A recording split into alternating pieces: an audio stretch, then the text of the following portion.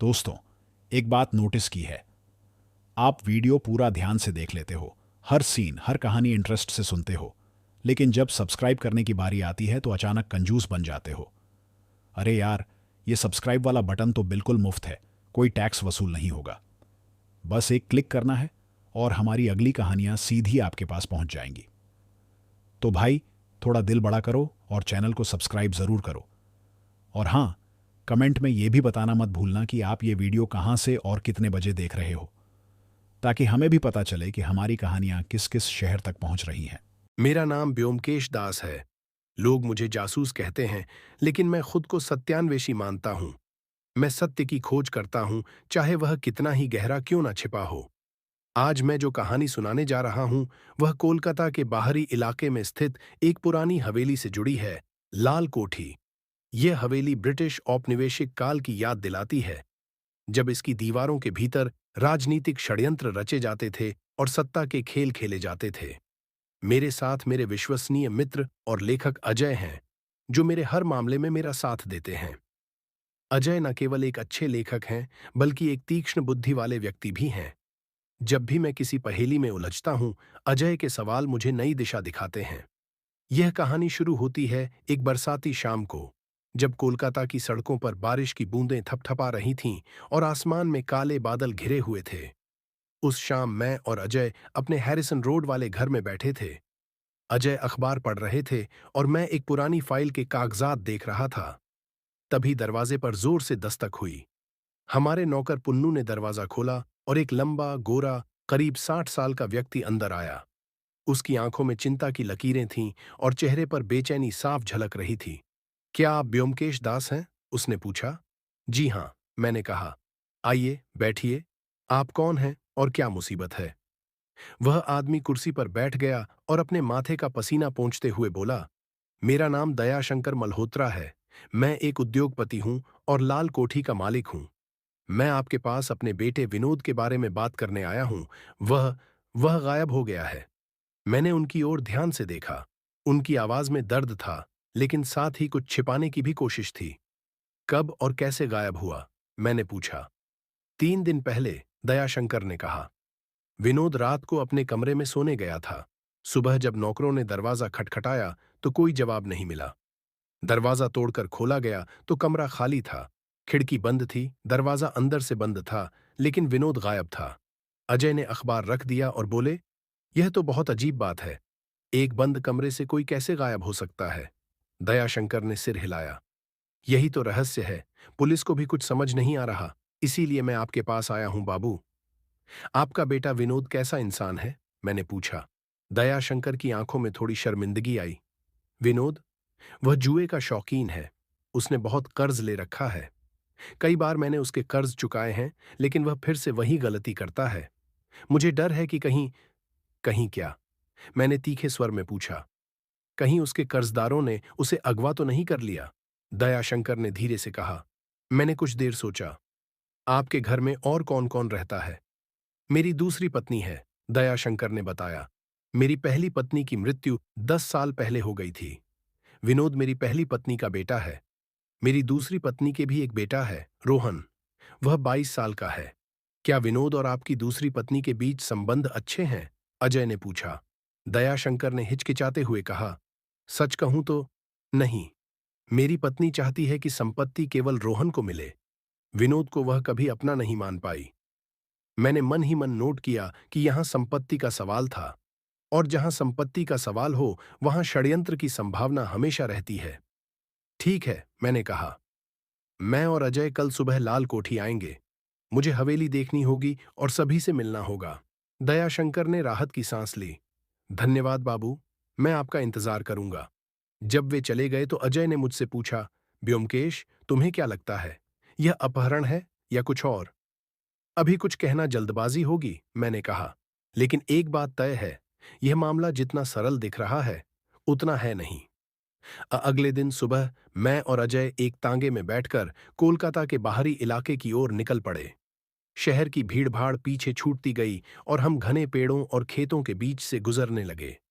करीब 2 घंटे की यात्रा के बाद हम लाल कोठी के सामने पहुंचे। हवेली देखते ही मेरी सांस थम गई। यह एक विशाल 3 मंजिला इमारत थी जिसकी लाल ईंटों पर समय की धूल जमी हुई थी। हवेली के चारों ओर ऊंची दीवारें थीं और मुख्य दरवाजा भारी लोहे का बना हुआ था। बगीचा उजाड़ सा लग रहा था, जैसे सालों से किसी ने उसकी देखभाल नहीं की हो। यह जगह तो भूतिया लग रही है, अजय ने फुसफुसाते हुए कहा। हर पुरानी हवेली भूतिया लगती है, मैंने कहा। लेकिन असली भूत इंसानों के मन में होते हैं, अजय। हमने दरवाजे की घंटी बजाई। एक बूढ़ा नौकर दरवाजा खोलकर हमें अंदर ले गया। हवेली के अंदर का नजारा और भी अजीब था। दीवारों पर पुरानी तस्वीरें लटकी हुई थीं, फर्श पर मोटी कालीन बिछी थी और चारों ओर एक भारी खामोशी थी। दयाशंकर मल्होत्रा हमारा इंतजार कर रहे थे। उन्होंने हमें बैठक में ले जाकर चाय पेश की। बाबू, मैं आपको सबसे पहले विनोद का कमरा दिखाता हूं, उन्होंने कहा। हम सीढ़ियां चढ़कर दूसरी मंजिल पर पहुंचे। एक लंबे गलियारे के आखिर में विनोद का कमरा था। दरवाजा टूटा हुआ था, जाहिर है इसे जबरन खोला गया था। मैंने कमरे में प्रवेश किया। कमरा बड़ा और हवादार था। एक पलंग, एक अलमारी, एक मेज और कुछ किताबें। सब कुछ सही जगह पर था। कोई अस्त व्यस्तता नहीं, कोई संघर्ष के निशान नहीं। खिड़की बंद थी, मैंने पूछा। हाँ, अंदर से बंद थी, दयाशंकर ने कहा। मैंने खिड़की की जांच की। ये दूसरी मंजिल पर थी और नीचे पत्थरों का आंगन था। कोई भी इस खिड़की से बिना सीढ़ी के नहीं उतर सकता था। मैंने पलंग के नीचे देखा, अलमारी खोली, मेज की दराजें टटोलीं। सब कुछ सामान्य था, लेकिन तभी मेरी नजर दीवार पर पड़ी। दीवार के एक कोने में, बिल्कुल छिपा हुआ, एक अजीब निशान था। यह खून से बना हुआ एक त्रिकोण था, जिसके बीच में एक आंख बनी हुई थी। यह क्या है? मैंने पूछा। दयाशंकर ने उसे देखा और उनका चेहरा पीला पड़ गया। मुझे नहीं पता बाबू, यह पहले यहां नहीं था। यह निशान किसी गुप्त संगठन का प्रतीक है, अजय ने कहा। मैंने इसके बारे में पढ़ा है। यह क्रांतिकारियों का निशान होता था। मैंने निशान को ध्यान से देखा। खून सूख चुका था, लेकिन यह ताजा लग रहा था, शायद 3-4 दिन पुराना। विनोद के कमरे में और क्या क्या था? मैंने पूछा। उसके कमरे में एक पुराना खंजर था, दयाशंकर ने कहा। वह एक पारिवारिक निशानी था, मेरे दादा के समय का। वह खंजर कहाँ है? मैंने पूछा। वह वह गायब है, दयाशंकर ने धीरे से कहा। जब हमने कमरा खोला तो खंजर भी नहीं मिला। यह एक और महत्वपूर्ण सुराग था। एक पुराना खंजर जो किसी क्रांतिकारी से जुड़ा हो सकता था, और एक रहस्यमयी निशान। यह सब कुछ एक बड़े षड्यंत्र की ओर इशारा कर रहा था।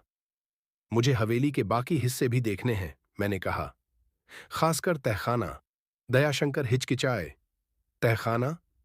वहां तो कोई नहीं जाता बाबू, वह सालों से बंद है। फिर भी, मैंने कहा, मुझे वहां जाना होगा। हम नीचे बैठक में वापस आए। दयाशंकर ने अपनी पत्नी और बेटे रोहन को बुलाया।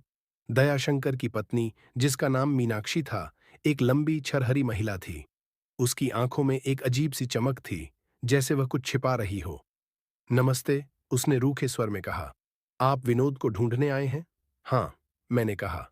क्या आप मुझे बता सकती हैं कि जिस रात विनोद गायब हुआ, आपने कुछ असामान्य देखा या सुना? मीनाक्षी ने सिर हिलाया।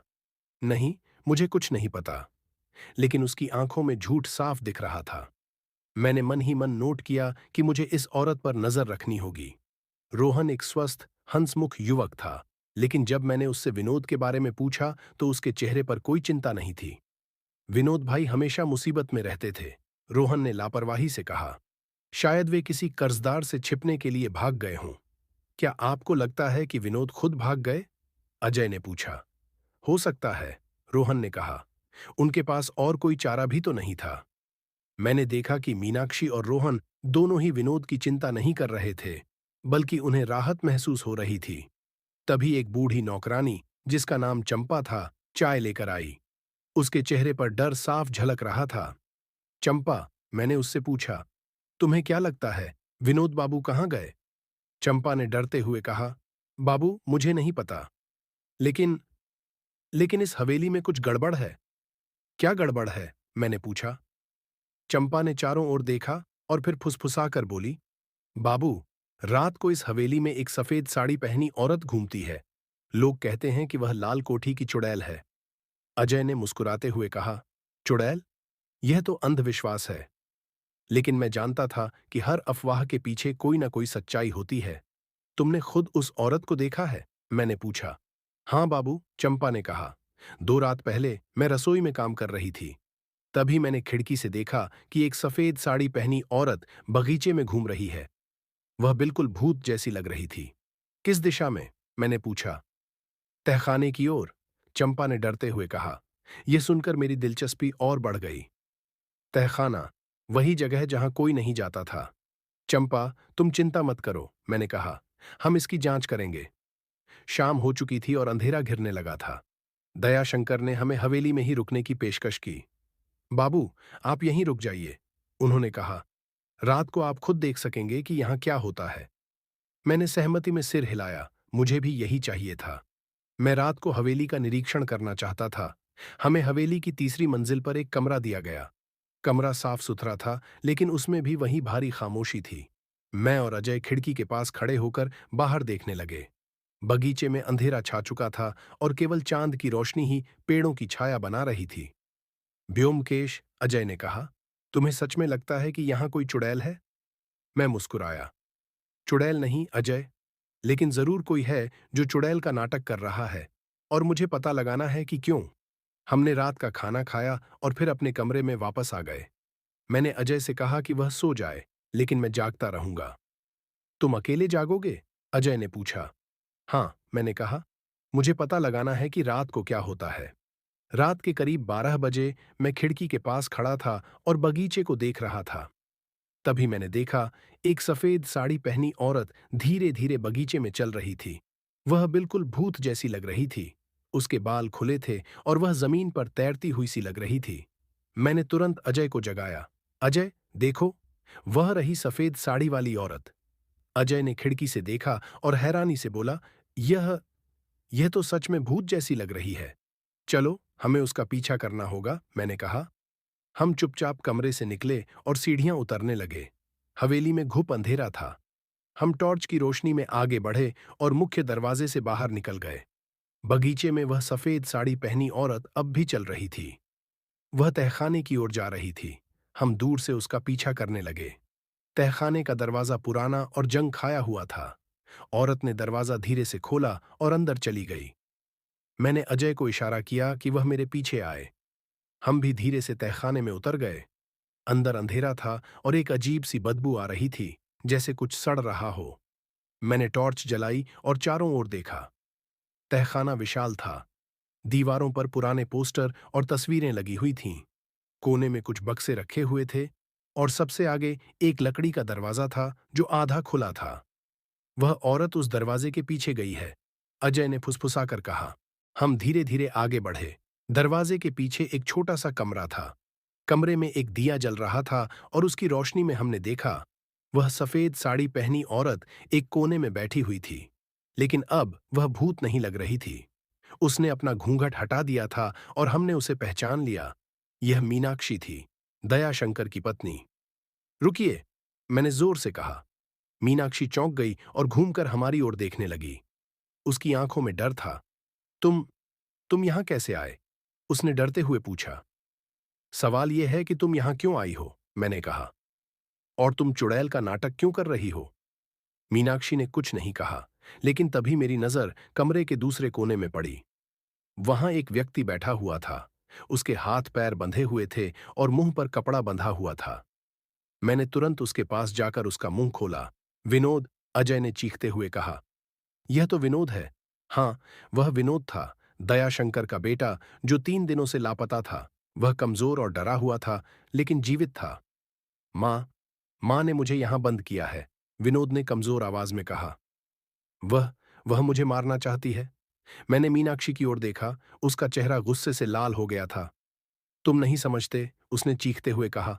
यह सब संपत्ति के लिए है। विनोद को हटाना जरूरी था ताकि मेरा बेटा रोहन एकमात्र वारिस बन सके। तो तुमने विनोद को अपहृत करके यहां छिपा दिया? मैंने पूछा। हाँ, मीनाक्षी ने कहा। मैंने उसे बेहोश किया और यहां ले आई। मैं चाहती थी कि सब यह सोचें कि वह भाग गया है। फिर कुछ दिनों बाद मैं उसे उसे खत्म कर देती। और चुड़ैल का नाटक? अजय ने पूछा। ताकि सब डर जाएं और तहखाने में कोई ना आए, मीनाक्षी ने कहा। यह पुरानी हवेली है, लोग पहले से ही इसे भूतिया मानते हैं। मैंने बस उनके डर का फायदा उठाया। मैंने विनोद की रस्सियां खोलीं। वह कांप रहा था। बाबू, विनोद ने कहा, वह मुझे रोज खाना देती थी, लेकिन कहती थी कि जल्द ही मुझे मार देगी। मैं बहुत डर गया था। अब तुम सुरक्षित हो, मैंने कहा, लेकिन तभी मुझे एहसास हुआ कि कुछ और भी है। यह मामला इतना सरल नहीं हो सकता। मैंने तहखाने में चारों ओर देखा। यह तहखाना बहुत बड़ा है, मैंने कहा, और यहाँ कई कमरे हैं। मीनाक्षी, तुम यहाँ केवल विनोद को छिपाने के लिए आती थी? मीनाक्षी ने कुछ नहीं कहा। उसकी चुप्पी ने मुझे और शक में डाल दिया। अजय, मैंने कहा, तुम विनोद को लेकर ऊपर जाओ और दयाशंकर को बुलाओ। मुझे इस तहखाने की और जांच करनी है। जब अजय और विनोद चले गए तो मैं अकेला मीनाक्षी के साथ रह गया। उसकी आंखों में अब भी वही चमक थी, जिद्दी और खतरनाक। तुम यहां से नहीं निकल पाओगे, उसने धीरे से कहा। तुम्हें नहीं पता कि तुम किस चीज में उलझ गए हो? क्या मतलब? मैंने पूछा। यह हवेली, मीनाक्षी ने कहा, यह केवल एक हवेली नहीं है। इसके तहखानों में वो राज छिपे हैं जो सत्ता वाले लोग दफन करना चाहते हैं। मैंने उसकी बात को ध्यान से सुना। तुम्हारा मतलब राजनैतिक दस्तावेजों से है? मीनाक्षी चौंक गई। तुम्हें कैसे पता? मैं जासूस हूं, मैंने कहा। मैंने इस हवेली के बारे में थोड़ी खोजबीन की है। ब्रिटिश काल में यहां क्रांतिकारियों की गुप्त बैठकें होती थीं, और आजादी के बाद भी कई राजनेता यहां गुप्त मंत्रणाएं करते थे। उन्होंने अपने गंदे कामों के दस्तावेज यहां छिपाए होंगे। मीनाक्षी ने धीरे से सिर हिलाया। हां, मुझे इन दस्तावेजों का पता चला। अगर ये बाहर आ जाएं, तो आज के कई बड़े नेताओं की सत्ता खत्म हो जाएगी। मैं इन दस्तावेजों का इस्तेमाल करके अपनी स्थिति मजबूत करना चाहती थी। मैं सत्ता चाहती थी, पैसा चाहती थी, और विनोद इसमें बाधा था, मैंने कहा। हाँ, मीनाक्षी ने कहा, अगर विनोद जिंदा रहता तो संपत्ति बंट जाती। मुझे पूरी संपत्ति और उन दस्तावेजों पर पूरा नियंत्रण चाहिए था। मैंने तहखाने में और आगे बढ़ना शुरू किया। एक दूसरे दरवाजे के पीछे एक और कमरा था। यह कमरा किताबों और फाइलों से भरा हुआ था। मैंने एक फाइल उठाई और खोली। उसमें पुराने पत्र और दस्तावेज थे जो 1940 और 1950 के दशक के थे। ये सब राजनैतिक षड्यंत्रों के सबूत हैं, मैंने कहा। हत्याएं, घूसखोरी, देशद्रोह, सब कुछ यहां लिखा है। तभी मुझे एक और चीज दिखाई दी। कमरे के कोने में एक पुराना खंजर रखा हुआ था। वही खंजर जो विनोद के कमरे से गायब हुआ था। मैंने खंजर उठाया। उस पर कुछ खून के धब्बे थे। यह खंजर, मैंने कहा, यह किसी मशहूर क्रांतिकारी का था? मीनाक्षी ने कहा, हां, यह खंजर नेताजी सुभाष चंद्र बोस के एक करीबी साथी का था। उसे अंग्रेजों ने पकड़ लिया था और यहीं इसी तहखाने में उसकी हत्या कर दी गई थी। मेरी रीढ़ में सिहरन दौड़ गई। तो दीवार पर वह निशान, त्रिकोण और आंख, वह उस क्रांतिकारी संगठन का प्रतीक था?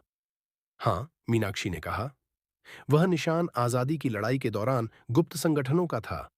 लेकिन अब उसका इस्तेमाल उन लोगों को डराने के लिए किया जाता है जो इन राज्यों को उजागर करना चाहते हैं। तभी ऊपर से आवाजें आने लगीं। दयाशंकर, अजय और कुछ नौकर तहखाने में उतर रहे थे। ब्योमकेश, अजय ने पुकारा, तुम ठीक तो हो? हाँ, मैंने कहा, मैं ठीक हूं, लेकिन यह मामला अभी खत्म नहीं हुआ है। दयाशंकर ने मीनाक्षी को देखा। उनकी आंखों में दुख और गुस्सा दोनों था। तुमने यह क्या किया मीनाक्षी? मेरे बेटे को मारने की कोशिश? मीनाक्षी ने कुछ नहीं कहा।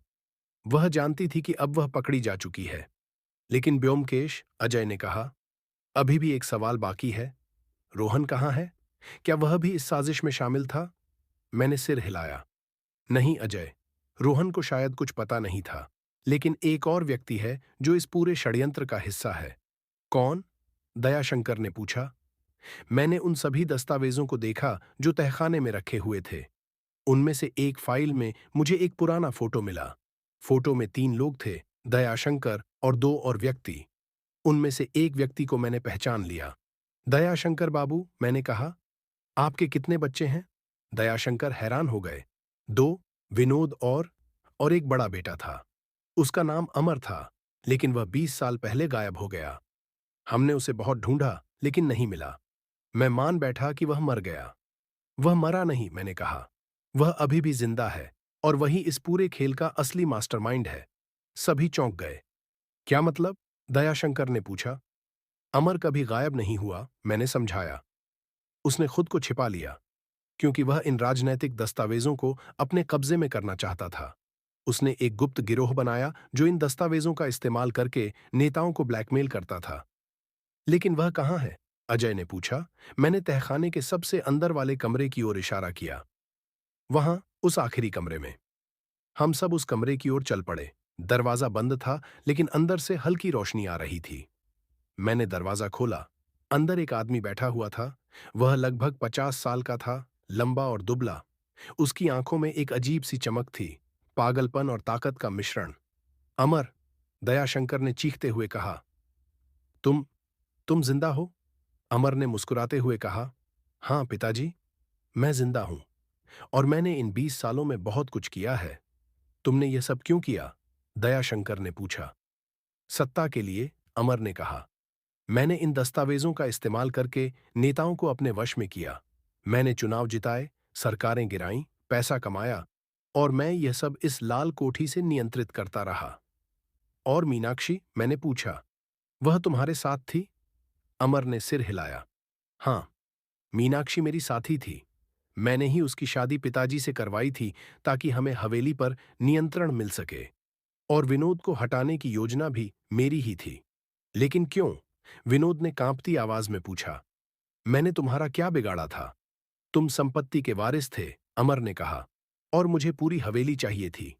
यह तहखाना, ये दस्तावेज, यह सब मेरी सत्ता का आधार है। तो तुमने विनोद को अपहृत करने के लिए मीनाक्षी को इस्तेमाल किया, मैंने कहा, और चुड़ैल की अफवाह फैलाकर सबको तहखाने से दूर रखा। बिल्कुल सही, अमर ने कहा। लेकिन तुम बहुत चालाक निकले, ब्योमकेश दास। तुमने मेरी पूरी योजना को बर्बाद कर दिया। योजना? मैंने कहा। तुम्हारी योजना केवल विनोद को मारने की नहीं थी। तुम अपने पिता को भी हटाना चाहते थे, ताकि पूरी संपत्ति पर तुम्हारा कब्जा हो जाए। और फिर इन दस्तावेजों का इस्तेमाल करके तुम देश की राजनीति को नियंत्रित करना चाहते थे। अमर की आंखों में पागलपन की चमक और तेज हो गई। हाँ, मैं इस देश का असली शासक बनना चाहता था। छाया से सत्ता चलाना, यही असली ताकत है। लेकिन तुम्हारी योजना अब खत्म हो चुकी है, मैंने कहा। अमर ने अचानक अपनी जेब से एक पिस्तौल निकाली और हम सब पर तान दी। नहीं, अभी खत्म नहीं हुई है। तुम सब यहां से जिंदा नहीं निकलोगे। लेकिन मैं तैयार था। मैंने पहले ही अनुमान लगा लिया था कि अमर हिंसक हो सकता है। मैंने अजय को संकेत दिया। अजय ने तुरंत अपने साथ लाई हुई टॉर्च अमर के चेहरे पर चमकाई। अमर अंधा हो गया और उसकी पिस्तौल नीचे गिर गई। मैंने तुरंत आगे बढ़कर उसे पकड़ लिया। यह खत्म हो गया, अमर, मैंने कहा। तुम्हारी सत्ता का खेल यहीं समाप्त होता है। अमर को बांधकर हमने उसे ऊपर ले जाया। दयाशंकर अपने बड़े बेटे को इस हालत में देखकर टूट गए थे। मैं समझ नहीं पा रहा, दयाशंकर ने कहा।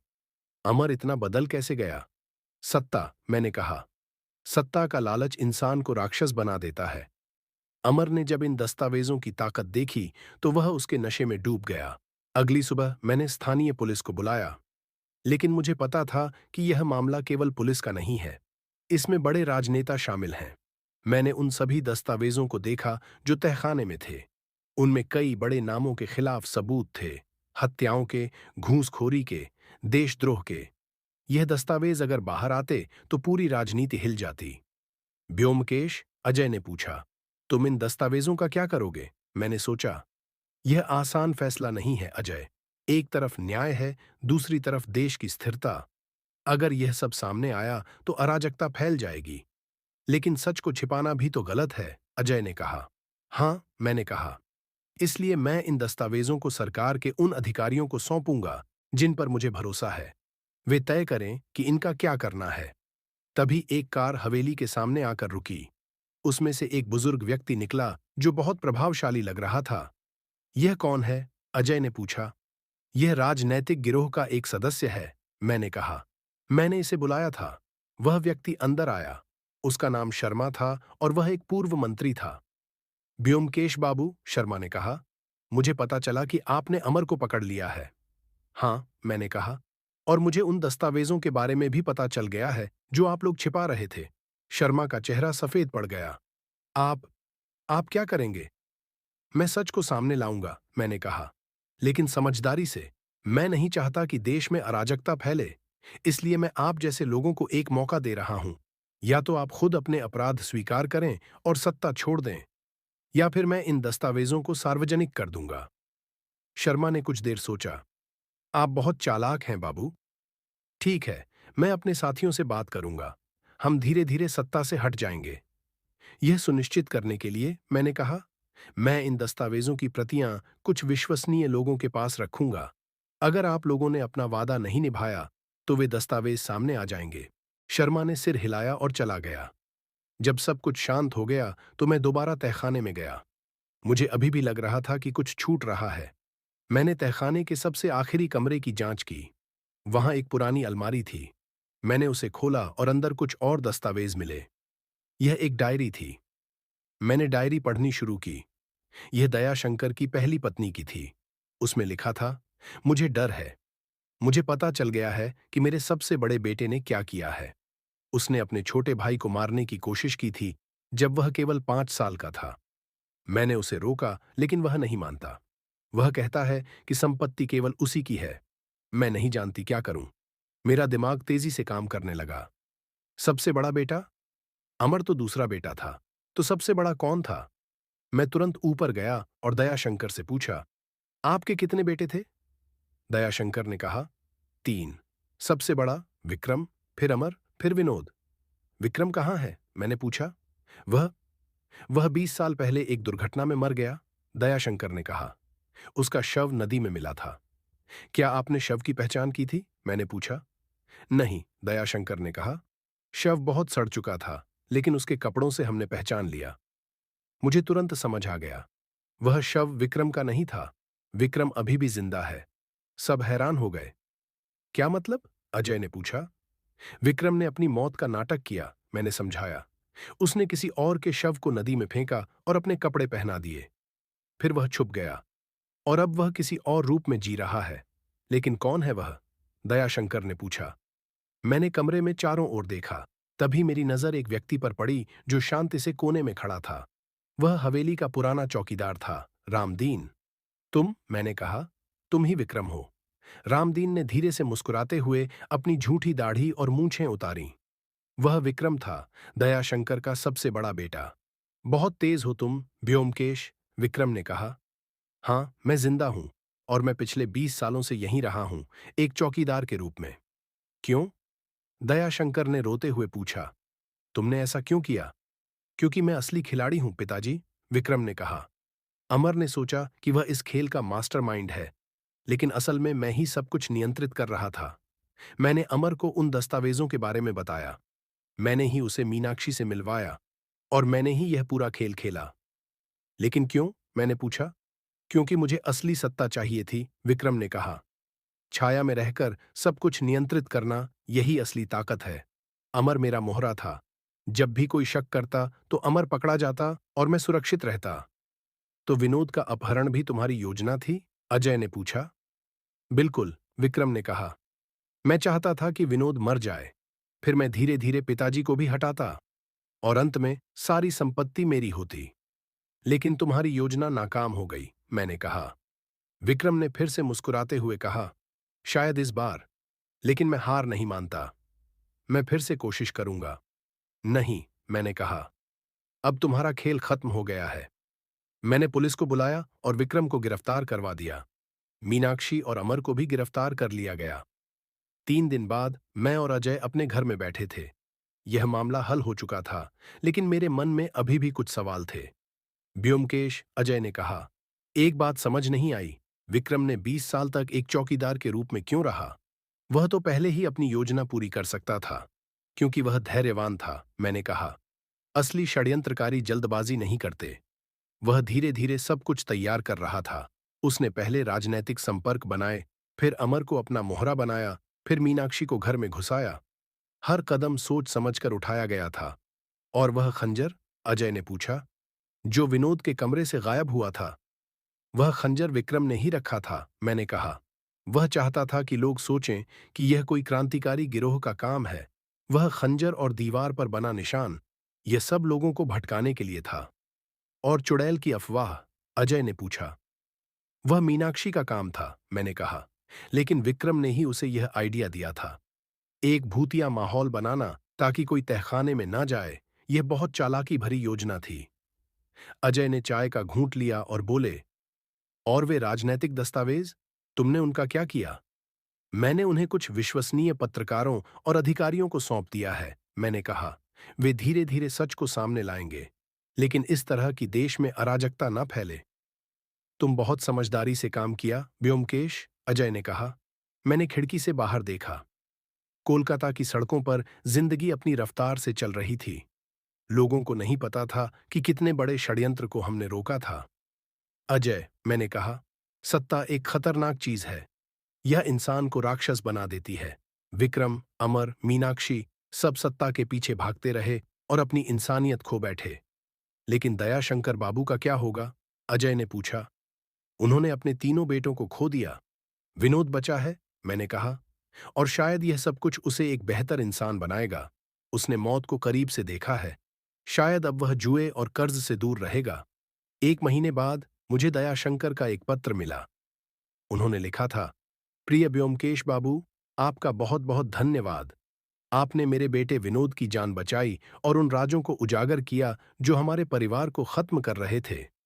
मैंने लाल कोठी को बेच दिया है। अब वहां एक स्कूल बनाया जाएगा। मैं चाहता हूं कि वह जगह जो कभी षड्यंत्रों का अड्डा थी, अब बच्चों की हंसी से गूंजे। विनोद ने जुआ छोड़ दिया है। वह अब एक नया जीवन शुरू कर रहा है।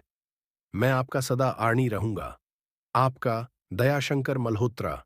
मैंने पत्र अजय को दिखाया। देखो अजय, कभी कभी बुराई के खत्म होने से नई शुरुआत होती है। हाँ, अजय ने कहा, लेकिन व्योमकेश, एक सवाल है। क्या तुम्हें नहीं लगता कि हमें उन सभी राजनेताओं को सजा दिलानी चाहिए थी? मैंने गहरी सांस ली। अजय, न्याय हमेशा काला और सफेद नहीं होता। कभी कभी हमें समझौता करना पड़ता है। अगर मैंने उन सभी दस्तावेजों को एक साथ सार्वजनिक कर दिया होता तो पूरी राजनीतिक व्यवस्था ढह जाती। देश में अराजकता फैल जाती। इसलिए मैंने बीच का रास्ता चुना, धीरे धीरे सच को सामने लाना। तुम ठीक कहते हो, अजय ने कहा, लेकिन मुझे एक बात और समझ नहीं आई। रोहन कहाँ था जब यह सब हो रहा था? रोहन, मैंने कहा, वह एक मासूम मोहरा था। उसकी मां ने उसे इस पूरे षड्यंत्र से दूर रखा था। विक्रम नहीं चाहता था कि रोहन को कुछ पता चले, क्योंकि रोहन सीधा साधा था। वह इस गंदे खेल में शामिल नहीं होता। और अब? अजय ने पूछा। अब रोहन और विनोद दोनों मिलकर अपने पिता का व्यवसाय संभालेंगे, मैंने कहा। शायद यह त्रासदी उन दोनों को करीब ला पाए। इस बीच कोलकाता पुलिस ने विक्रम, अमर और मीनाक्षी की गहन पूछताछ की। पुलिस इंस्पेक्टर घोष, जो मेरे पुराने मित्र थे, ने मुझे बुलाया। व्योमकेश बाबू, उन्होंने कहा, यह मामला बहुत जटिल है। विक्रम ने पूरी कहानी बता दी है। उसने स्वीकार किया कि पिछले 20 सालों में उसने कई हत्याएं करवाई हैं। कौन कौन सी हत्याएं? मैंने पूछा। सबसे पहले, घोष ने कहा, उसने अपने ही एक साथी को मारा था, जिसके शव को नदी में फेंककर उसने अपनी मौत का नाटक किया। फिर पिछले 20 सालों में जो भी उसके राज जानने के करीब पहुंचा, उसे खत्म कर दिया गया। कितने लोग? मैंने पूछा। कम से कम 5, घोष ने गंभीर स्वर में कहा, और यह तो वही हैं जिनके बारे में हमें पता चला है। असली संख्या और भी ज्यादा हो सकती है। मेरी रीढ़ में सिहरन दौड़ गई। विक्रम सिर्फ एक षड्यंत्रकारी नहीं था, वह एक सीरियल किलर था। और उसके राजनैतिक संपर्क? मैंने पूछा। हम उन पर भी कार्रवाई कर रहे हैं, घोष ने कहा। लेकिन आप जानते हैं बाबू, राजनेताओं को पकड़ना आसान नहीं होता। उनके पास बहुत ताकत है। इसीलिए मैंने कुछ दस्तावेज प्रेस को दे दिए हैं, मैंने कहा। अगले कुछ महीनों में धीरे धीरे सच बाहर आएगा, घोष ने सिर हिलाया। आप बहुत समझदारी से काम किया बाबू। एक साथ सब कुछ बाहर आता तो देश में तूफान आ जाता। कुछ दिन बाद पुलिस ने मुझे मीनाक्षी से मिलने की अनुमति दी। वह जेल की एक छोटी सी कोठरी में बैठी थी। उसका चेहरा पीला पड़ गया था और आंखों में अब वह चमक नहीं थी। तुम मुझसे मिलने आए? उसने कहा। क्यों? मुझे कुछ सवाल पूछने हैं, मैंने कहा। तुम विक्रम से कैसे मिली? मीनाक्षी ने गहरी सांस ली। 20 साल पहले मैं एक छोटे से गांव में रहती थी। मेरा परिवार बहुत गरीब था। एक दिन विक्रम मुझसे मिला। उसने कहा कि वह मुझे अमीर बना सकता है, बस मुझे उसकी एक योजना में मदद करनी होगी। और तुमने मान लिया? मैंने पूछा। हाँ, मीनाक्षी ने शर्मिंदगी से कहा। मुझे पैसे की सख्त जरूरत थी। मेरे भाई की शादी होनी थी। विक्रम ने मुझे इतना पैसा दिया कि मेरे परिवार की सारी समस्याएं हल हो गईं। फिर? मैंने पूछा। फिर उसने मुझे दयाशंकर से मिलवाया, मीनाक्षी ने कहा। दयाशंकर की पहली पत्नी की मौत हो चुकी थी। वे अकेले थे और उन्हें एक साथी की जरूरत थी। विक्रम ने सब कुछ व्यवस्थित किया। मेरी और दयाशंकर की मुलाकात, शादी, सब कुछ। और तुम्हारा बेटा रोहन? मैंने पूछा। मीनाक्षी की आंखों में आंसू आ गए। रोहन मेरा असली बेटा नहीं है। विक्रम ने उसे कहीं से लाकर मुझे दिया था, ताकि लोग यह सोचें कि मेरा पहले से एक बेटा है। यह सुनकर मुझे बहुत धक्का लगा। तो रोहन को नहीं पता कि वह दयाशंकर का असली बेटा नहीं है? नहीं, मीनाक्षी ने कहा, उसे कुछ नहीं पता, और मैं नहीं चाहती कि उसे पता चले। यह उसके लिए बहुत बड़ा झटका होगा। मैंने कुछ देर सोचा। यह जानकारी बहुत संवेदनशील थी। अगर रोहन को पता चला तो उसकी पूरी दुनिया बदल जाएगी। तुमने विनोद को मारने की कोशिश क्यों की? मैंने पूछा। क्योंकि विक्रम ने कहा था, मीनाक्षी ने रोते हुए कहा। वह कहता था कि अगर विनोद मर जाए तो सारी संपत्ति रोहन को मिलेगी, और मुझे अपने बेटे के लिए सब कुछ चाहिए था। लेकिन अब मुझे एहसास हो गया है कि मैंने कितनी बड़ी गलती की। मैंने एक मासूम को मारने की कोशिश की। क्या तुम्हें पछतावा है? मैंने पूछा। हाँ, मीनाक्षी ने कहा, बहुत। अगर मैं वक्त पीछे ला सकती तो मैं कभी विक्रम के जाल में नहीं फंसती। मैं वहां से चला गया। मीनाक्षी एक दोषी थी, लेकिन वह भी विक्रम की एक शिकार थी। अगले दिन मैं अमर से मिलने गया। वह भी जेल में था। उसका चेहरा क्रोध से भरा हुआ था। तुमने मेरी पूरी योजना बर्बाद कर दी, उसने गुस्से से कहा। तुम्हारी योजना? मैंने कहा। तुम तो बस विक्रम का मोहरा थे। अमर का चेहरा लाल हो गया। नहीं, मैं मोहरा नहीं था। मैं मास्टरमाइंड था। झूठ, मैंने कहा। विक्रम ने तुम्हें इस्तेमाल किया। उसने तुम्हें उन दस्तावेजों के बारे में बताया, तुम्हें सत्ता का सपना दिखाया। लेकिन असल में वह तुम्हें अपनी ढाल के रूप में इस्तेमाल कर रहा था। अमर की आंखों में आंसू आ गए। लेकिन लेकिन वह मेरा भाई है। उसने मुझे धोखा कैसे दे सकता है? सत्ता के सामने रिश्ते कुछ नहीं होते, मैंने कहा। विक्रम ने अपने पिता को धोखा दिया, अपने भाइयों को धोखा दिया। तुम्हारे साथ क्या हुआ, यह कोई आश्चर्य की बात नहीं है? अमर ने सिर झुका लिया। मैं बहुत बड़ा मूर्ख था। मैंने सोचा कि मैं चालाक हूं, लेकिन असल में मैं सिर्फ एक कठपुतली था। तुम्हें कब पता चला कि विक्रम जिंदा है? मैंने पूछा। 15 साल पहले, अमर ने कहा। एक दिन वह मेरे सामने आया। उसने बताया कि वह रामदीन चौकीदार के रूप में हवेली में रह रहा है। उसने मुझे उन दस्तावेजों के बारे में बताया और कहा कि हम मिलकर बहुत ताकतवर बन सकते हैं। और तुमने उसका साथ दिया, मैंने कहा। हाँ, अमर ने कहा। मैं लालच में आ गया। मुझे लगा कि मैं भी सत्ता का हिस्सा बन सकता हूं, लेकिन असल में मैं बस उसका गुलाम बन गया। आखिरकार मैं विक्रम से मिलने गया। वह जेल की एक विशेष सुरक्षा वाली कोठरी में था। उसके चेहरे पर अब भी वही मुस्कान थी। ब्योमकेश दास, उसने कहा, मैं तुम्हारे आने का इंतजार कर रहा था। क्यों? मैंने पूछा। क्योंकि तुम एकमात्र व्यक्ति हो जिसने मेरी पूरी योजना को समझा, विक्रम ने कहा। तुम जानते हो, मैंने 20 साल तक यह खेल खेला। 20 साल, और किसी को शक तक नहीं हुआ।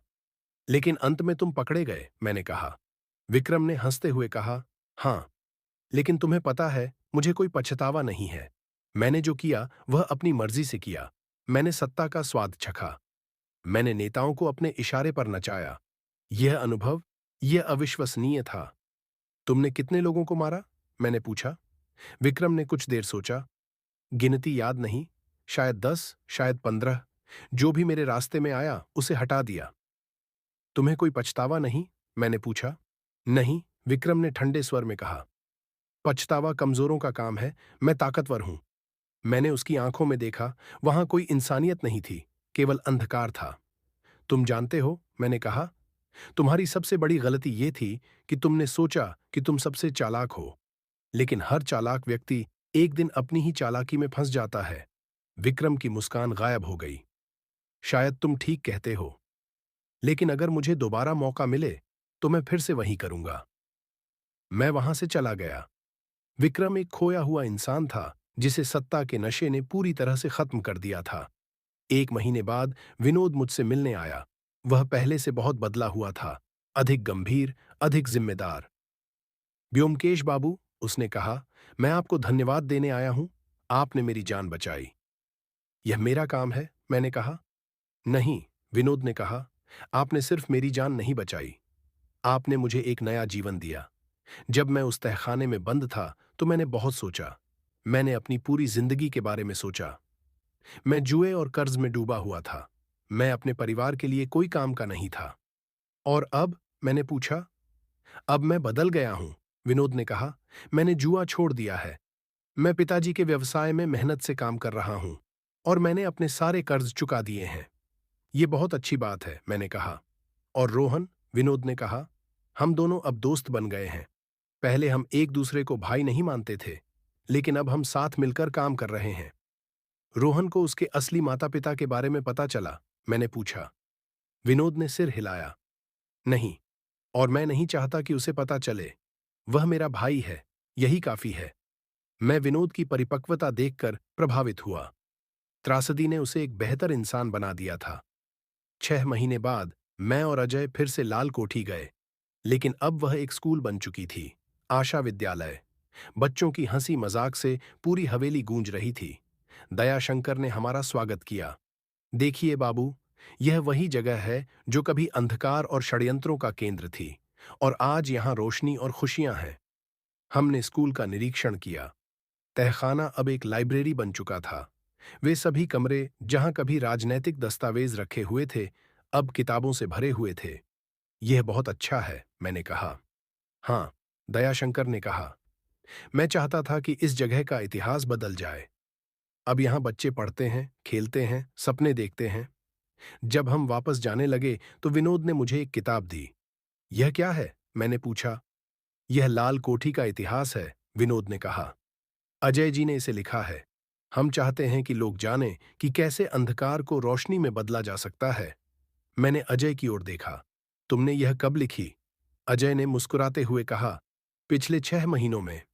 मुझे लगा कि यह कहानी लोगों को सुनाई जानी चाहिए। उपसंहार, आज जब मैं इस कहानी को याद करता हूं तो मुझे कई बातें समझ आती हैं। लाल कोठी का मामला सिर्फ एक अपहरण का मामला नहीं था। यह सत्ता के लालच, पारिवारिक षड्यंत्रों और राजनैतिक भ्रष्टाचार की एक जटिल कहानी थी। विक्रम, अमर और मीनाक्षी, तीनों ने सत्ता के लिए अपनी इंसानियत खो दी। उन्होंने रिश्तों को तोड़ा, लोगों को मारा और अपने ही परिवार को बर्बाद किया। लेकिन अंत में वे सब पकड़े गए। दूसरी ओर विनोद और दयाशंकर ने अपनी त्रासदी से सीखा। उन्होंने लाल कोठी को एक स्कूल में बदल दिया, अंधकार को रोशनी में बदल दिया। यह कहानी हमें सिखाती है कि बुराई कितनी भी ताकतवर क्यों ना हो, अंत में सत्य और न्याय की जीत होती है। और सबसे महत्वपूर्ण, हर इंसान को बदलने का मौका मिलना चाहिए।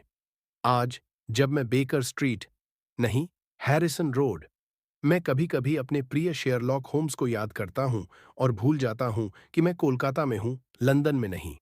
पर बैठा हूं तो मैं सोचता हूं कि कितने और लाल कोठी इस दुनिया में छिपे हुए हैं, कितने और राज, कितने और षड्यंत्र। लेकिन जब तक सत्यान्वेषी हैं, जब तक न्याय के लिए लड़ने वाले लोग हैं, तब तक उम्मीद है।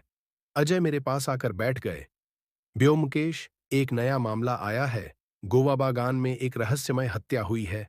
मैंने मुस्कुराते हुए कहा, तो फिर चलो अजय, सत्य हमारा इंतजार कर रहा है। और इस तरह लाल कोठी का रहस्य समाप्त हुआ। लेकिन एक सत्यान्वेषी की यात्रा कभी खत्म नहीं होती। हर समाप्ति एक नई शुरुआत है। दोस्तों, यह थी लाल कोठी के रहस्य की कहानी। ब्योमकेश दास की यह रोमांचक जासूसी कहानी आपको कैसी लगी? क्या आप शुरू से ही समझ गए थे कि असली मास्टरमाइंड कौन है? या आप भी अमर को ही मुख्य खलनायक समझ रहे थे? कमेंट सेक्शन में जरूर बताइए, आपको कहानी का कौन सा हिस्सा सबसे ज्यादा पसंद आया? क्या आपने अंत का अनुमान लगा लिया था? कहानी में सबसे चौंकाने वाला मोड़ कौन सा था? आप किस पात्र को सबसे दिलचस्प पाया? ब्योमकेश, विक्रम, अमर या मीनाक्षी? और हाँ दोस्तों, एक बहुत जरूरी बात, अगर आपको यह कहानी पसंद आई है तो कृपया हमारे चैनल को सब्सक्राइब जरूर करें और बेल आइकॉन को दबाना न भूलें, ताकि जब भी हम नई रोमांचक कहानी लेकर आएं तो आपको सबसे पहले नोटिफिकेशन मिले। मुझे कमेंट में यह भी जरूर बताइए, आप यह कहानी किस समय सुन रहे हैं। सुबह के समय, दोपहर में, शाम को या फिर रात के अंधेरे में। आप किस शहर से हैं? मुंबई, दिल्ली, कोलकाता, बैंगलोर या किसी और शहर से? किस डिवाइस पर सुन रहे हैं? मोबाइल पर, लैपटॉप पर या फिर टीवी पर? यह जानकर मुझे बहुत खुशी होगी कि हमारी कहानियां देश के किस किस कोने तक पहुंच रही हैं और आप सब किस समय हमारा साथ देते हैं। अगर आप चाहते हैं कि हम और किसी खास किरदार पर कहानी लाएं, जैसे फेलुदा, व्योमकेश बख्शी या कोई नया जासूस, तो वो भी कमेंट में बताइए। आपकी पसंद हमारे लिए बहुत महत्वपूर्ण है। और अगर आपने अभी तक हमारे चैनल को सब्सक्राइब नहीं किया है, तो 12 भी सब्सक्राइब बटन दबाइए। ये बिल्कुल मुफ्त है और इससे आपको हर नई कहानी की सूचना मिलती रहेगी। लाइक करना, शेयर करना और कमेंट करना भी मत भूलिएगा। इससे हमें पता चलता है कि आपको कौन सी कहानियां पसंद आ रही हैं और हम आगे कैसी कंटेंट लेकर आएं। तो दोस्तों, मिलते हैं अगली रोमांचक कहानी में। तब तक के लिए खुश रहिए, स्वस्थ रहिए और हाँ, रहस्य और रोमांच से भरी कहानियां सुनते रहिए। धन्यवाद। जय हिंद। अगली कहानी जल्द ही आ रही है। Stay tuned.